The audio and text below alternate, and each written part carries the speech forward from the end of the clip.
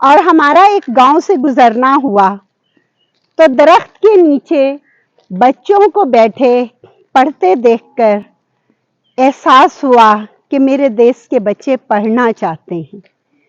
اور یہاں پر ٹیچر نے دیکھا کہ بچوں کے بیٹھنے کے لیے تو اس نے چٹائی کا انتظام کیا, کتابوں کا بھی انتظام کیا, لیکن یہاں پر بجلی کا انتظام نہیں ہے. تو اس کا بھی اس نے حل نکالا کہ ٹیچر نہ صرف خود بلکہ بچے بھی ہاتھ والے پنکھے لے کر آتے ہیں. اور یہ ہاتھ والے پنکھے مختلف ڈیزائن کے بنے ہوئے ہیں. اگر ہم دیکھیں تو ان بچیوں کے پاس بہت پیارے پیارے یہ رنگ برنگے دھاگوں کے, یہ اون کے, یہ چونکہ ایک دیہات میں اسکول ہے اور یہاں پر مائیں یہ ہاتھ والا پنکھا جسے ہم ہمت فین کہتے ہیں بنانے پہ بڑی محنت کرتی ہیں. جھالر, تارے, موتی, اور یہ بچیاں خوش ہو کر یہ پنکھے ساتھ لے کر آتی ہیں اور پڑھنے کے ساتھ ساتھ جب انہیں گرمی محسوس ہوتی ہے تو وہ یہ پنکھا جھل کے ہوا لیتی ہیں. ایک طرف تو میں ان بچیوں کی داد دیتی ہوں, دوسری طرف آئین پاکستان کہتا ہے کہ ہر بچے کو اسکول میں پہنچانا حکومت کی ذمہ داری ہے, ان کو تمام سہولتیں فراہم کرنا حکومت کی ذمہ داری ہے. لیکن ہمارے ہاں آبادی کے تناسب سے نہ تو اسکول ہیں, نہ اساتذہ ہیں, نہ ہی کوئی مناسب بجلی کا انتظام ہے.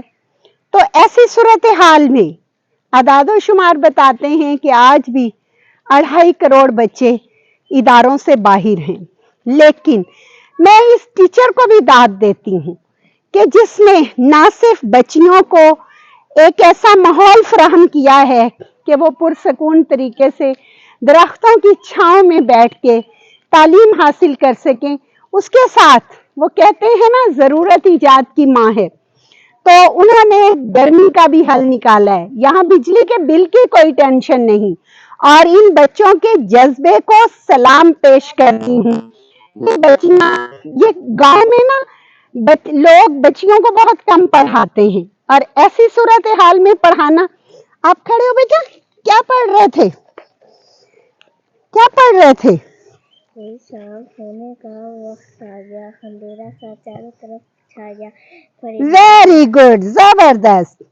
یعنی یہ بچے بہت اچھے طریقے سے علم سیکھ رہے ہیں. میں سمجھتی ہوں کہ تعلیم بچیوں کے لیے ضروری ہے, بچوں کے لیے ضروری ہے, تو اس کے لیے ماحول بھی فراہم کرنا چاہیے.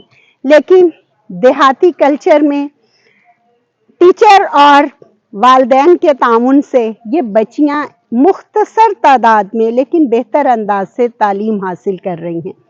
یہ بہت بڑی کاوش ہے, اور میں ان عورتوں کو بھی سلام پیش کرتی ہوں جنہوں نے اتنے خوبصورت پنکھے, دکھائیں بیٹا مجھے, اتنے خوبصورت پنکھے بنا کر, چونکہ وہ بچی چھوٹی ہے تو اس کے لیے ایک چھوٹا سا پنکھا بنا کے دیا.